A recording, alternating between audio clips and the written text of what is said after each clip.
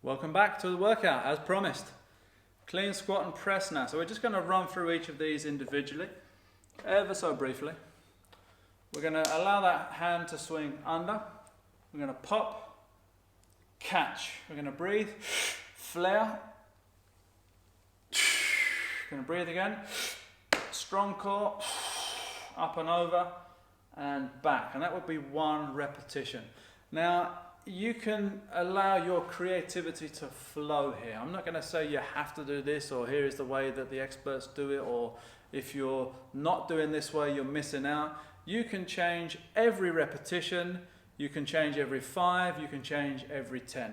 So if I alternate and then maybe do 3 aside to give you an idea of what it looks like. Just check I'm in shot here.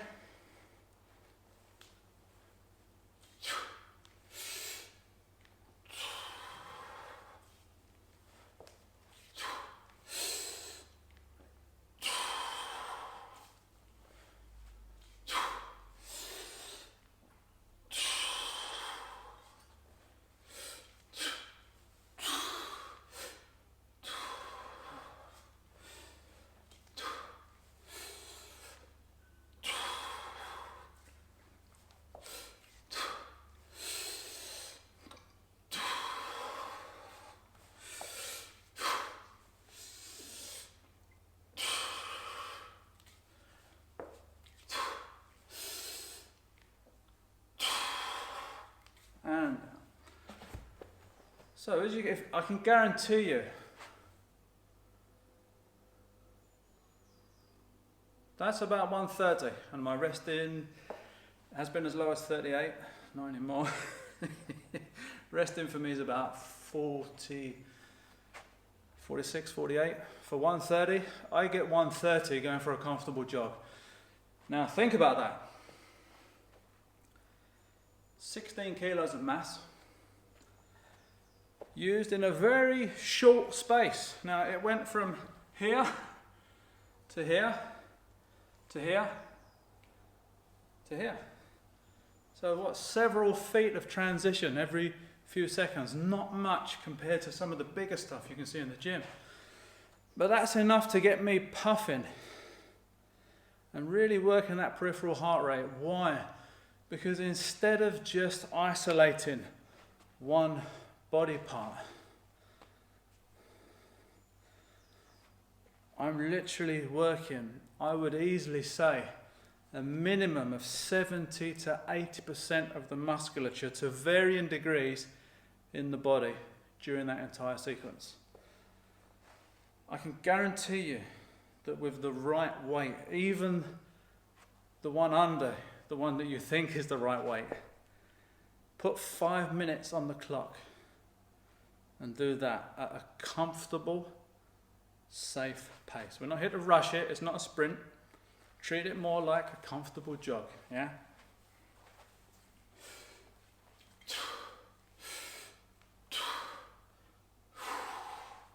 Just going at that speed. It's cardio, it's strength, it's core, it's balance. Why? Because my feet are that long and this mass is moving all over the place. So I'm constantly challenged in terms of my base of support. All of these tiny muscles are switching on to stop me flying around the place. It's also mindful. Why? There's a great big steel ball that I don't want crashing into my head or my kneecaps or to drop on my toes. So I'm aware of where I am in space, where this piece of equipment is in space, both relative to me and as a combination of me. Because there's now double mass, there's me and it working combined. That workout alone, if it was all you did for the next 1 month, Monday, Wednesday, Friday, for 5 minutes a day. And if you increase that, you've got a couple of options. You could go 7.5, you could go 10, you could keep it at 5 and go every day. You could train twice on each of the days. So you could do a morning and evening, Monday, Wednesday, Friday. I guarantee you that you will feel so much better. These aren't just great for fat loss and strength and conditioning and balance and tendon and ligament and range of motion. They're pretty much, hands down, one of the best tools on the market for overall health. People have said to me, if you could only have one piece of equipment, what would it be? Depending when you'd have asked me, in terms of my own fitness, years ago it would have been a 24 kilo kettlebell. Now that would be a pretty challenging workout, considering I don't use them as much as I used to. I don't have the engine I did when I was 25 years old. Now I think a 20 would do me. 24, I still train with it, but there would be shorter workouts. There'd be stuff that'd be a lot more challenging. Single leg deadlifts, windmills, bottom up presses, that kind of stuff. They're going to be a challenge. The 20 I think would do me. Ideally, I'd love a barbell and some plates, but that's being a bit greedy. If I could only have one piece of equipment, it would be a 20 kilo kettlebell. Why? I can train strength. I can train flexibility in terms of windmill, which you're going to see next. I can train peripheral heart rate. I can increase range of motion. I can combine it with body weight. Now don't forget, body weight, hands down, is the best gym you will ever have access to. I would advise you to master that at least to some degree before overloading it with all of this other stuff, because you're going to put extra on top of something that has weak foundations. And that's why we go through the squat and deadlift at the beginning. We want you to be moving as safely and as efficiently as you can, so that you can then add these things on to get the biggest benefit from them. So, clean squat press. Simply working that 3 times a week. 5 minutes on the clock at a comfortable pace. Maybe test yourself, maybe aim for, I don't know, let's say you got 80 or 90 or 110 reps, whatever it is. Maybe add 5 next time, or even 10. You know, get to a pace. You can get to a level where you're not going too fast so that it becomes messy and dangerous. So let me hit maybe 90% speed that I'm comfortable with.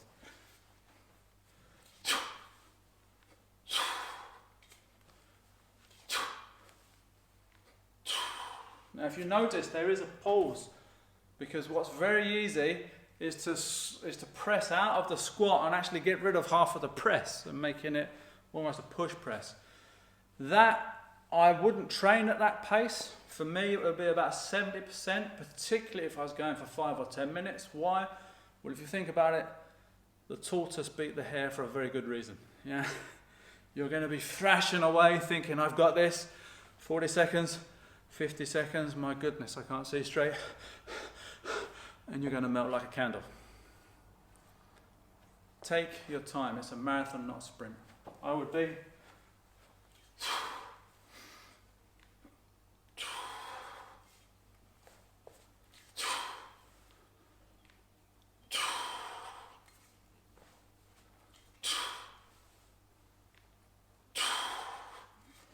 Now, I can guarantee you, from having done it in the past and variations of it and trained it to other coaches and other athletes at varying levels, I can guarantee you that if you are moving from almost no exercise, or just some very basic stuff in the gym, or maybe some power walking, or whatever it is you do, you maybe do a gentle jog of your local park once or twice a week when you remember. To bring these on board literally will be an anchor in your world, a fixed point, a foundation stone of health, cardiovascular fitness, core, posterior chain, even a little bit of posture change.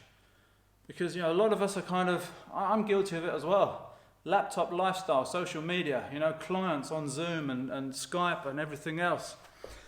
And yet, years ago, it was 1 pint of milk on the head, shoulders back. You had good posture. And the kettlebells actually demand that from you, because think of it like a flat tire. You wouldn't want a flat tire on your mountain bike climbing a hill. You want it solid so that it's got minimal friction and it gets you up there. And it's the same with your posture. When there's a weakness, the kettlebell will find that and it will punish you for it and make your training tougher or shoot you down a pathway to an injury. And that's what we don't want. So we want it done properly from the outset. So that workout, let me know how it goes. Do it. Set yourself the test and be the guinea pig. Start today or tomorrow if you're a little bit tired after the tuition. And 3 times a week, set a timer and do that workout and let me know how it goes. You may well lose weight, obviously depending on your diet and if you're in a calorie deficit. That's the only thing that counts. It doesn't matter what you do. Drop your calories so that you are eating less than you require and you'll start to shrink away nicely and gradually over time, rather than losing a kilo every hour, rebounding and yada yada yada, and I won't go there because that is a whole course in itself. Create an energy deficit. Manage stress, that's the big one. Sleep properly. Hydrate yourself. Pay big attention to this. That's another game entirely. And put your exercise in as a foundation stone. Why? I'll tell you why. This vehicle is the only thing you own outright, and it's been leased to you, and it will return at some point in the future. Hopefully many years from now, but you're not sure when. It could be tomorrow. It could be a year, decade. You could have 50 years on this planet. I took a lot of time out from physical training. This is just me being Steve Unplugged. This is raw and honest. Why? Because I'm all about coaching and helping people. I've hurt, I've seen suffering, I've worked with people. You can't imagine what they bring to this moment. You're holding the tears back, thinking, how are you still here? That inner strength, that despair. This vehicle dictates how long you get to spend with your family, your children and your grandchildren. You owe it your best efforts. I can't emphasize this enough. So many people literally live as though they don't give a crap about their body. It's an expendable asset. It messes up, the doctor will fix it. It's something so worthy of your time and attention. And you can get that from literally 10 minutes a day. A decent warm-up, that circuit, and then maybe a cool down, some mobility work, some stretching, etc., just to keep the joints active. Quickest route to injury is loss of range of motion. This vehicle dictates how many sunrises you will see. So don't you owe it to yourself to at least look after it at some level. Now, if anything comes from this short, free video series, if one person picks one of these up, obviously not like I just did, if one person picks one of those up and uses it for some time and maybe feels better, looks better, isn't wheezing going up and down stairs, can run for the bus, doesn't look so bad in their clothes and is worried about being judged and hating who they see in the mirror, to help someone over that hurdle of convincing them that life's over before it's finished, then my job is done. That is the only reason I do this, and the only reason I largely focus on the mindset work. To help one person out of tragedy that could be potentially suicidal, to breathe another day and share their gifts. That's why I'm here. So let everyone know that they have that same potential. But they also have that same darkness they're going to wrestle with on a day-to-day basis. Take ownership of this vehicle. It is yours. It has an expiry date, hopefully many years from now. By looking after it, not only could you potentially add years, or at least not detract from the years you've been allotted, but the enjoyment of those you have left will be much better. I've seen people younger than me that literally cannot walk without holding onto a fence and puffing and blowing. Not judging anyone, but just, to my knowledge, there was no disability there. Obviously, this is a fine line because people have already aimed their guns at me and I need to duck. You can't say, you can say this. And that's the problem. I'm not preaching from the soapbox. So many people fail to accept and take responsibility of this vehicle that it goes to pieces. And let me finish by saying that there's only one thing on this planet that is perfectly fine if left alone, and that's nature, not us. We need maintenance, we need care, we need love, we need food, water, oxygen, exercise, sleep, stress management, friendship, challenges, some sense of aspiration.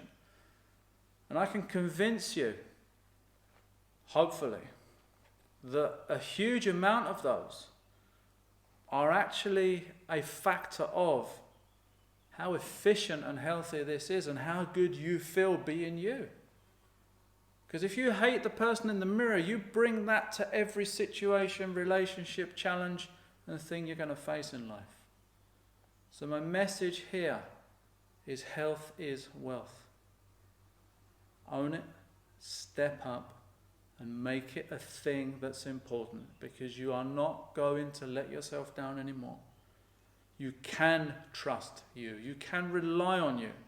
You will step up and look after this vehicle. And I hope you do.